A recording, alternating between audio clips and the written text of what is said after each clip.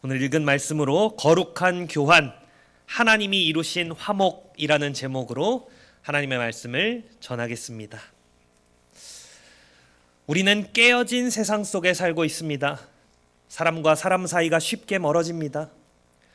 일적으로 만난 사이나 이해관계로 얽혀있는 사이는 물론이고 심지어 사랑하던 사이에도 금이 가지요.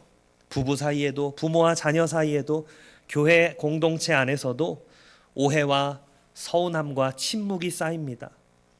어떤 관계는 눈에 띄게 무너져 버리는 반면 어떤 관계는 겉보기에는 멀쩡하지만 속은 이미 차갑게 식어 있습니다. 사람은 이런 깨어짐을 만나면 대개 두 가지 방식으로 반응하지요. 하나는 애써 덮어두는 겁니다. 아무 일 없는 것처럼 지나가려 합니다. 다른 하나는 무엇입니까? 자기 힘으로 수습해 보려는 것이죠.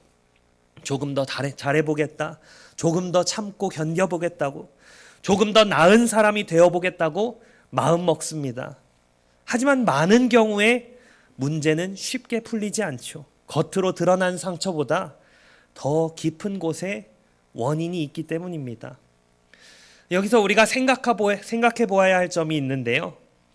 사람과 사람 사이의 깨어짐이 이토록 쉽게 자주 반복된다면 그것은 단지 성격 차이나 어떤 기술의 부족 문제가 아닐 수 있다는 것이죠. 우리 안에는 더 깊은 어긋남이 있습니다. 더 근본적인 균열이 있습니다. 성경은 그것을 하나님과의 관계가 깨어진 상태다 말씀합니다. 하나님과의 관계가 어그러진 사람은요, 결국 다른 모든 관계도 바르게 감당하지 못합니다. 겉으로는 괜찮아 보여도 마음에 평안이 없고 종교적인 모양은 있어도 속은 여전히 불안하고 열심히 살아도 설명되지 않는 공허함이 남죠. 왜 그렇습니까? 뿌리가 문제가 있기 때문입니다. 뿌리가 흔들리고 있기 때문이죠. 오늘 본문이 바로 그 뿌리를 다룹니다. 하나님과 인간 사이의 그 깨진 관계, 그렇다면 그 관계를 누가 어떻게 무엇으로 회복시키시는지를 보여주지요. 바울은 이 문제를 인간이 해결할 수 있다고 말하지 않습니다. 인간이 스스로 하나님께 가까이 갈 수 있다고 말하지 않죠. 반대로 하나님께서 그리스도 안에서 죄인을 자신과 화목하게 하셨다 선포합니다. 그리고 그 화목의 말씀을 교회에 맡기셨고 지금 그 은혜 앞에 응답하라 부릅니다. 오늘 우리가 붙들 본문의 핵심은 분명합니다. 하나님이 그리스도 안에서 화목을 이루셨고 그 화목의 말씀을 교회에 맡기셨으며 지금 우리에게 그 은혜에 합당하게 응답하라고 부르신다는 사실입니다. 이 말씀을 세 가지로 나누어서 살펴보겠습니다. 첫째로, 화목은 하나님께서 먼저 시작하시고 친히 다 이루신 일입니다. 본문 18절은 아주 장엄하게 시작하죠. 모든 것이 하나님께로부터 났다. 바울은 여기에서 구원의 가장 깊은 뿌리를 보여줍니다.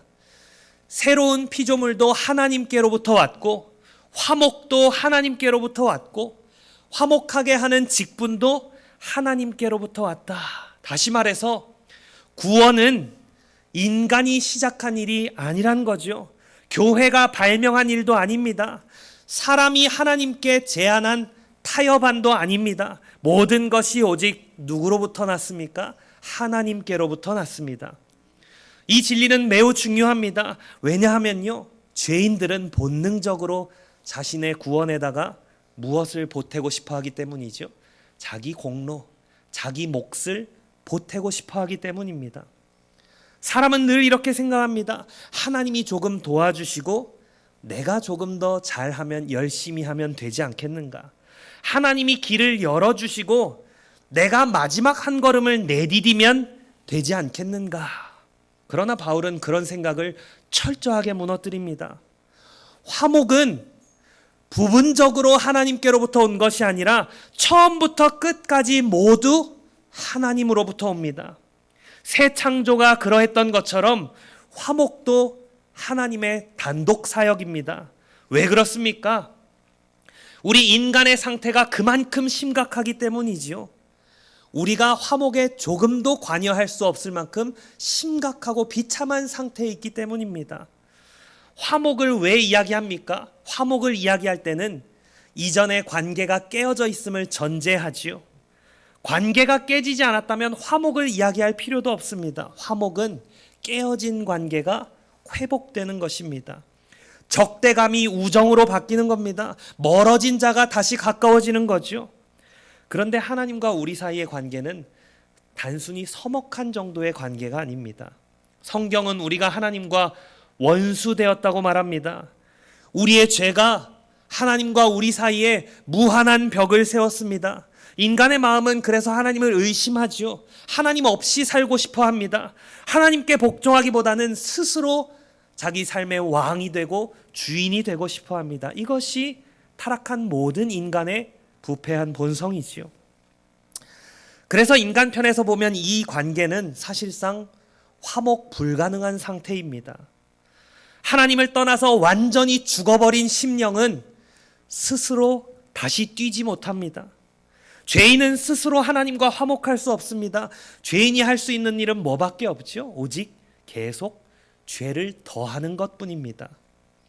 율법이 있지만 율법은 우리를 비추어 주지만 율법은 우리를 고치지는 못합니다.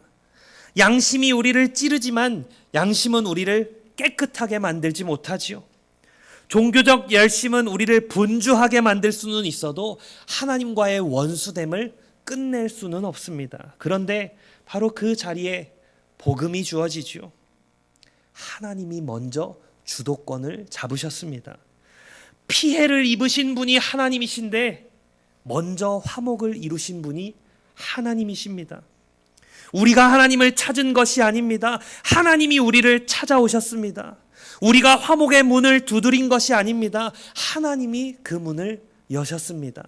바울은 그가 그리스도로 말미암아 우리를 자기와 화목하게 하셨다 말씀합니다. 또한 하나님께서 그리스도 안에 계시사 세상을 자기와 화목하게 하셨다 말씀하지요. 여기 중요한 것은 주어가 계속 누구입니까? 하나님이라는 사실입니다. 화목하게 하신 분 하나님이십니다. 화목의 말씀을 맡기시는 분 하나님이십니다. 사건도 하나님의 일이고 선포도 하나님의 일입니다. 그렇다면 우리는 그저 겸손할 수밖에 없죠. 우리는 구원의 공동 설계자가 아닙니다. 우리는 은혜에 조금이라도 기여하는 공동 투자자가 아닙니다. 우리는 그저 하나님께서 살려주셔야만 살 수 있는 자들이지요. 물에 빠진 사람이 스스로 자기의 머리채를 잡아당겨서 살아날 수 있습니까? 그럴 수 없는 것처럼 죄인은 스스로 하나님과 화목할 수 없습니다. 하나님이 일방적으로 건져주셔야죠.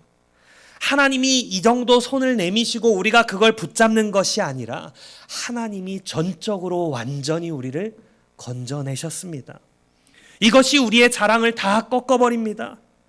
교회 안에서 사람은 자꾸 자기의 경험을 자랑하고 자기의 수준을 내세우고 자기의 신앙의 이력을 자랑하고 싶어 합니다. 하지만 바울은 말합니다. 새로운 피조물, 화목, 이 모든 복음 사역 다 하나님께로부터 왔다. 그러니 교회는 세상처럼 엘리트 의식으로 설 수 없습니다. 누가 조금이라도 더 낫다든지, 누가 조금 더 영적으로 높은 단계에 있다든지, 누가 더 특별한 사람이다, 그렇게 말할 수 없습니다.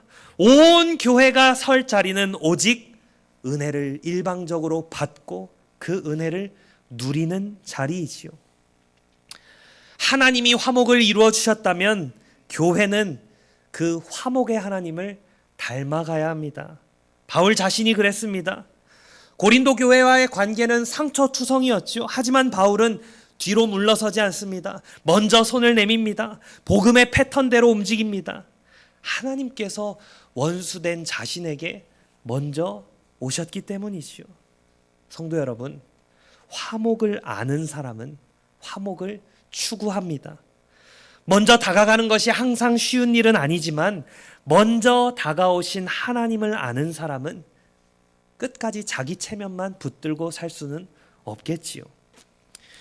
여러분, 하나님께서 전적으로 화목을 이루셨다고 했습니다. 그러면 질문이 생기죠. 어떻게 그것이 가능합니까?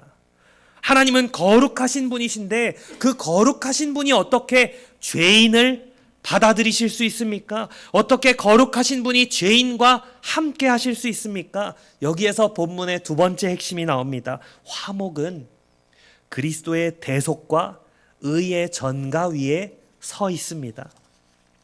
19절은 하나님이 그들의 죄를 그들에게 돌리지 아니하셨다 말씀합니다. 여러분, 얼마나 놀라운 말인지요. 죄를 죄인에게 돌리지 않으신다니요. 여기에는 반드시 우리가 붙들어야 할 질문이 있습니다. 풀어야 할 질문이 있죠. 의로우신 하나님이 어떻게 그러실 수 있습니까? 그냥 죄를 못 본 척 하신 것입니까? 그냥 덮어두신 것입니까? 그냥 사랑하니까 넘어가신 것인가요? 아니요. 복음은 결코 그런 값싼 용서를 말하지 않습니다. 생각해 보십시오. 법정에서 판사가 살인자를 보고 내가 마음이 너무 따뜻한 사람이니 너를 그냥 풀어주겠다 말한다면 우리가 그 판사를 선하다고 부릅니까? 의롭다고 부르나요? 아니요. 불의하죠. 악하죠. 죄는 반드시 처리되어야 합니다. 공의가 만족되어야 합니다. 하나님의 진노는 거룩합니다.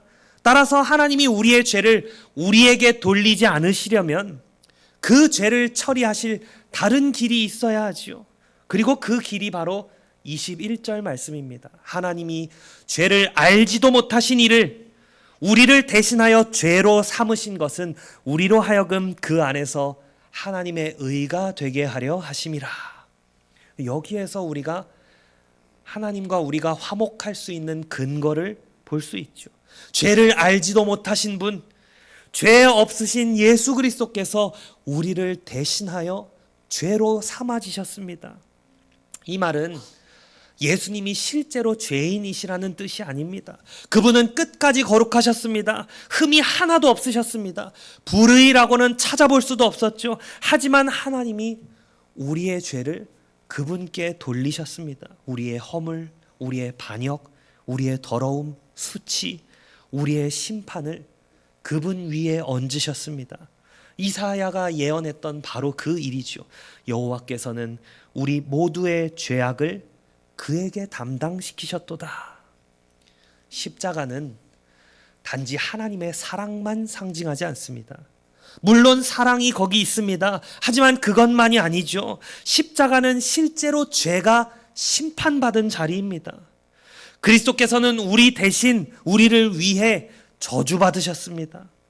예수님은 친히 나무에 달려 그 몸으로 우리 죄를 담당하셨습니다. 따라서 19절에 그들의 죄를 그들에게 돌리지 아니하셨다라는 말은 우리의 죄가 없던 것처럼 사라졌다 이런 뜻이 아니라 그 죄가 그리스도께로 옮겨졌다, 그리스도께 떠넘겨졌다 이런 뜻입니다.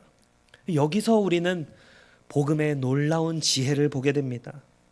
하나님은 공의로우시고 동시에 사랑이 풍성하신 분이신데 하나님의 그 공의와 사랑이 십자가 위에서 서로 입을 맞춥니다.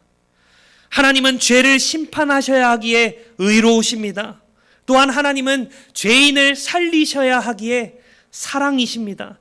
그런데 이 두 가지는 우리 안에서는 결코 만나지 않습니다. 우리 안에는 그 공의의 의를 만족시킬 의로움도 없고 사랑을 붙들 능력도 없고 사랑받을 자격도 없습니다. 하지만 예수 그리스도 안에서는 이 사랑과 공의 둘이 완전히 하나가 됩니다.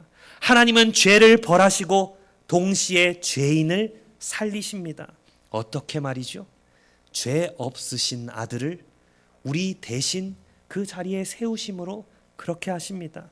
이것이 소위 말하는 거룩한 교환이지요. 조금 어려운 용어로 이중전가입니다. 우리의 죄는 그리스도께 전가됩니다. 그리스도의 의는 우리에게 전가됩니다.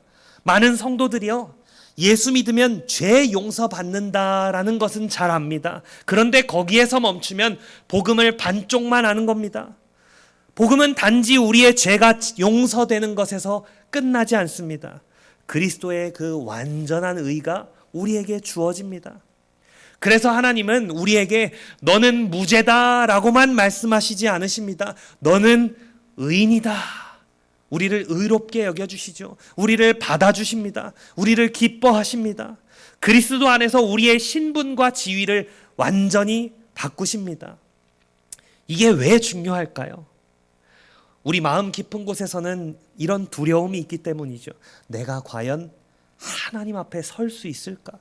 나는 여전히 이렇게 부족한데, 나는 지금도 흔들리고 때로 넘어지는데, 나는 여전히 부끄럽고 수치스러운 기억이 많은데 하나님이 정말 나를 받아주실까? 복음의 대답은 이것입니다. 너 자신으로는 결코 설 수 없다. 하지만 그리스도 안에서는 충분하다. 하나님은 우리의 이력서를 받으시는 분이 아닙니다. 그리스도의 의를 받으십니다. 하나님은 우리의 선행 점수를 보고 받아주시는 것이 아닙니다. 그리스도의 순종을 보십니다. 그리스도 안에 있는 사람은 흔들릴 수 있어도 버려지지 않습니다. 넘어질 수 있어도 정죄되지 않습니다. 왜냐하면 하나님 앞에 설 수 있고 하나님과 함께 할 수 있는 그 의로움의 근거가 자기 안에 있지 않고 그리스도 안에 있기 때문입니다. 바울 사도는 이것을 칭의라는 언어로만 말하지 않고 화목의 언어로 넓혀주지요. 여러분, 칭의가 무엇입니까? 법정에서의 선언입니다. 하나님이 죄인을 향해서 의롭다고 선언해 주십니다. 그런데 화목은 거기에서 한 걸음 더 나아가지요. 그 법정적 선언으로 끝나지 않고 관계가 회복됩니다. 원수였던 자가 친구가 됩니다. 멀리 있던 자가 집 안으로 들어옵니다. 정죄 아래 있던 자가 평화를 누립니다. 다시 말해서 우리는 단지 재판에서 풀려난 것이 아니라 아버지의 집으로 돌아온 것이지요. 쉽게 말하면 이렇습니다. 죄인은요, 우리는요, 법정에서 살아남아야 할 뿐만 아니라 집으로 돌아가야 합니다. 근데 복음은 이 두 가지를 다 이루죠. 십자가는 우리가 받을 형벌 문제를 해결합니다. 그리고 그 십자가는 우리를 하나님과의 평화 안으로 이끌어드립니다. 그 화목은 단지 감정적인 위로가 아닙니다. 그리스도 안에서 실제로 일어난 객관적인 사건이죠. 성령님은 그 화목의 평화가 우리의 삶과 마음 속에 실제가 되도록 역사하십니다. 따라서 성도 여러분, 복음 앞에서 자기 의를 내려놓으십시오. 사람은 끝까지 자기 의를 붙들려 합니다. 조금 덜 나쁜 사람인 것으로 하나님 앞에 서고 싶어 하고, 조금 더 성실한 사람인 것으로 안심하려 합니다. 하지만 자기 의는 조금도 하나님 앞에 설 수 없습니다. 여전히 불완전하고 더러움이 많은 누더기일 뿐이지요. 하나님 앞에 설 수 있는 유일한 의는 예수 그리스도의 의입니다. 그러니 오늘도 다시 믿음으로 그리스도께 피하십시오. 자기 성취가 아니라 그리스도의 십자가를 붙드십시오. 자기 감정이 아니라 그리스도의 의를 붙드십시오. 자기 열심이 아니라 그리스도의 완성된 사역을 붙드시기를 소망합니다. 하나님께서 화목을 이루셨고 그리스도께서 그 화목의 근거가 되셨다면 교회는 무엇을 해야 할까요? 오늘 본문의 마지막 세 번째 요지인데요. 화목의 말씀이 교회에 맡겨졌고 지금 우리는 그 은혜에 응답해야 합니다. 18절과 19절은 하나님이 우리를 자기와 화목하게 하셨다고 말할 뿐 아니라 동시에 우리에게 교회에 화목하게 하는 직분을 주셨다 말씀합니다. 하나님은 사건만 이루신 것이 아닙니다. 말씀도 맡기셨습니다. 화목만 이루신 것이 아닙니다. 화목의 복음을 선포할 사명도 주셨습니다. 바울은 이것을 두 번 반복하는데요. 화목하게 하는 직분, 화목하게 하는 말씀. 이것이 교회의 본질적인 사명이지요. 여러분, 복음은 사적인 소유물로 머물 수 없습니다. 신앙은요, 내 마음 안에서만 개인적으로 활활 타오르다 마는 것이 아닙니다. 하나님은 우리를 주변 사람들을 환히 비추어 주는 모닥불로 만드시기를 원하십니다. 그 빛을 다른 이들이 보게 하십니다. 우리는 믿음을 꽁꽁 숨기도록 부름받지 않았습니다. 우리는 그리스도의 대사로, 사신으로 부름받았죠. 대사가 어떤 사람입니까? 다른 나라에 가서 자기 의견을 전하는 사람이 아니죠. 왕의 뜻을 전하는 사람입니다. 자기가 속한 그 나라의 말을 합니다. 자기가 받은 임무를 수행합니다. 자기의 기분이나 감정이 아니라 그저 위임받은 메시지를 전하는 사람이죠. 바울 사도가 자기 자신을 바로 그렇게 이해했습니다. 우리가 그리스도를 대신하여 사신이 되었다. 내가 그리스도의 대사다 하면서 자기 과시를 하는 것이 아닙니다. 오히려 떨리는 책임을 받은 자죠. 하나님께서 연약하고 부족한 자기를 시켜서 다른 이들에게 권고하시기 때문입니다. 그러니 여러분, 교회에서 이루어지는 이 설교는 단지 들을 만한 또는 듣기 좋은 강연, 그런 것이 아닙니다. 신실하게 선포되는 하나님의 말씀 속에서 하나님이 친히 호소하십니다. 너희는 하나님과 화목하라. 이것이 교회에 맡겨진 음성입니다. 이 음성이 살아있는 교회가 건강한 교회입니다. 사실 여기 화목하라라는 동사는 수동태입니다. 문자적으로 번역하면 하나님께 화목되어라입니다. 매우 복음적이죠. 바울은 너희가 스스로 화해를 만들어내라, 너희가 능동적으로 주동적으로 하나님과 화목해라, 이렇게 말하지 않습니다. 너희가 하나님께 갈만한 사람이 되어보라, 그렇게 말하지 않습니다. 조금 더 수양하고 조금 더 수련해서 조금 더 도덕적으로 정리한 다음에 나아와라, 그렇게 말하지 않습니다. 오히려 하나님이 이미 그리스도 안에서 다 이루어 놓으신 그 화목을 그저 받아들이라. 스스로 만들어내는 화해가 아니라 하나님이 여신 그 평화 속에 하나님의 부르심에 응답하라는 것이지요. 바울은 지금 1차적으로 불신자들에게 말하고 있지 않습니다. 고린도 교회에 말합니다. 왜 그렇습니까?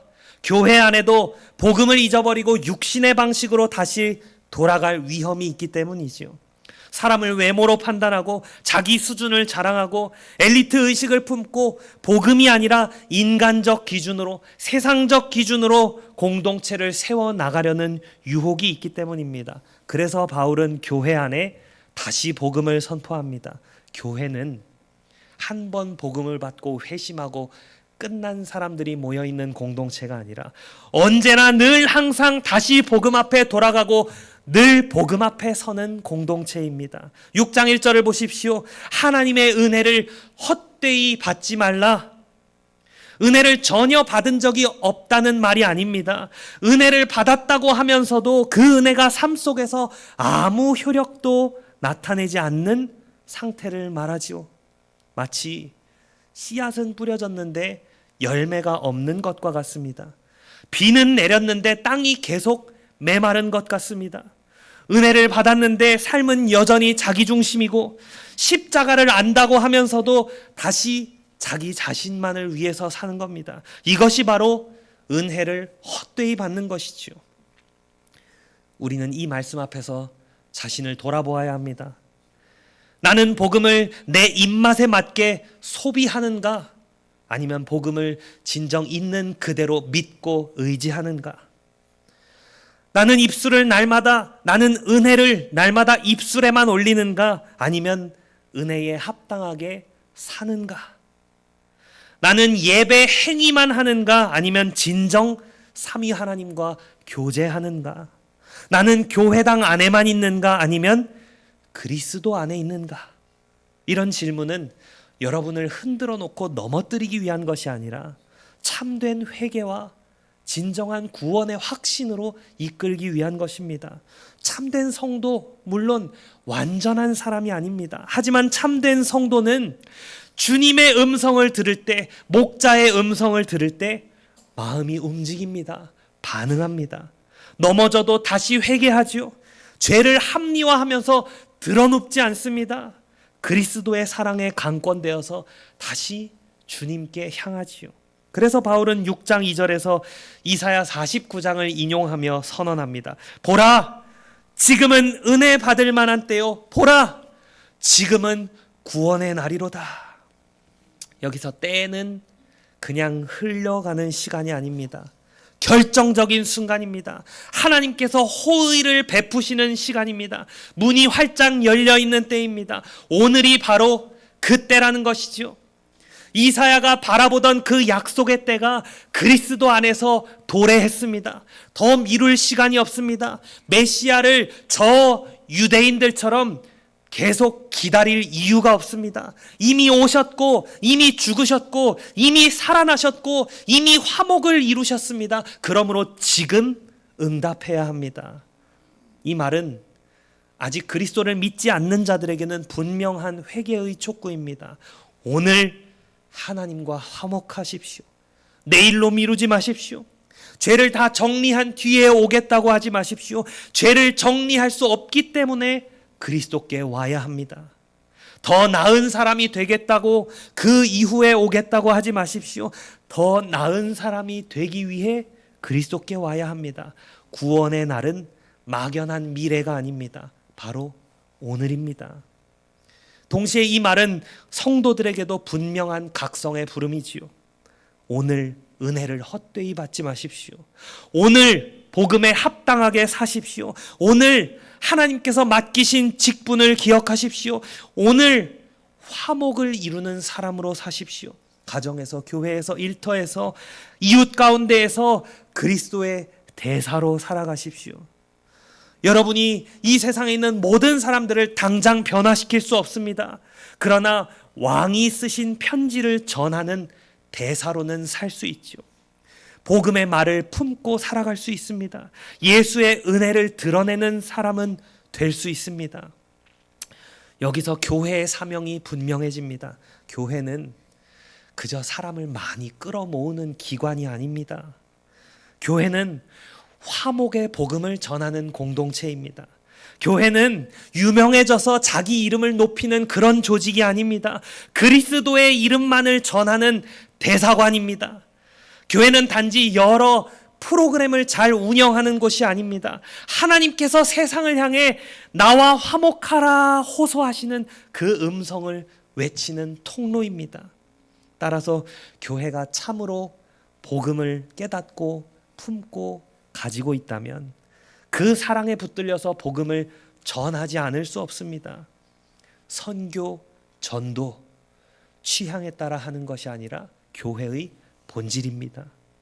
하지만 여러분, 이것을 부담으로만 듣지는 마십시오. 바울은 우리가 하나님과 함께 일하는 자라고 말합니다. 하나님과 함께 일하는 자라는 이 표현이 얼마나 복되고 아름다운 표현인지 아십니까? 하나님이 우리가 꼭 필요해서 쓰실까요?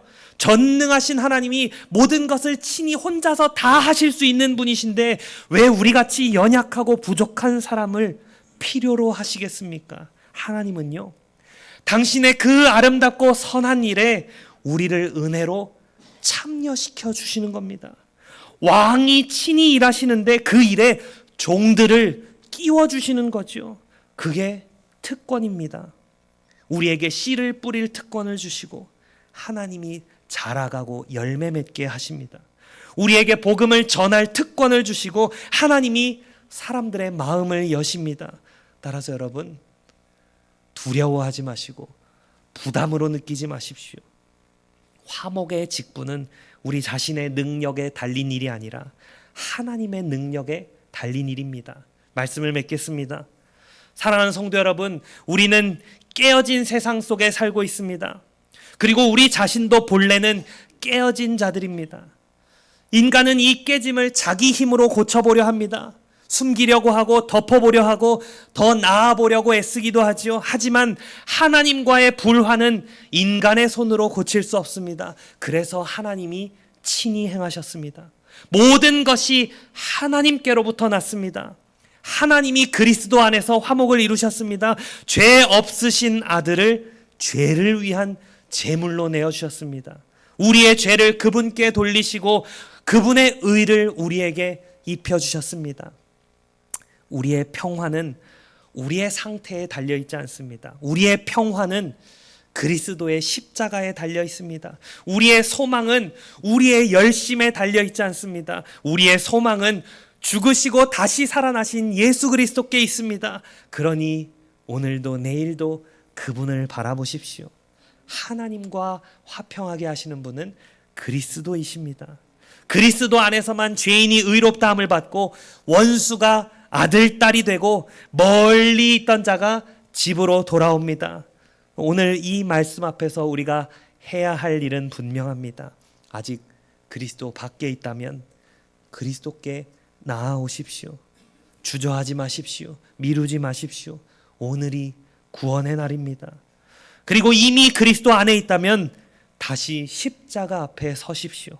자기 의를 버리고 그리스도의 의를 붙드십시오. 은혜를 헛되이 받지 마십시오. 그리스도의 대사로 사십시오. 화목을 아는 사람답게 화목을 전하는 사람으로 살아가십시오. 하나님은 교회의 화목의 말씀을 맡기시고 오늘도 우리를 통해 교회를 통해 세상에 외치십니다. 하나님과 화목하라. 화목을 선물로 받은 우리가 그 화목을 누리고 화목을 살아내고 화목을 전파하는 복된 자들 되기를 주님의 이름으로 축원합니다. 아멘.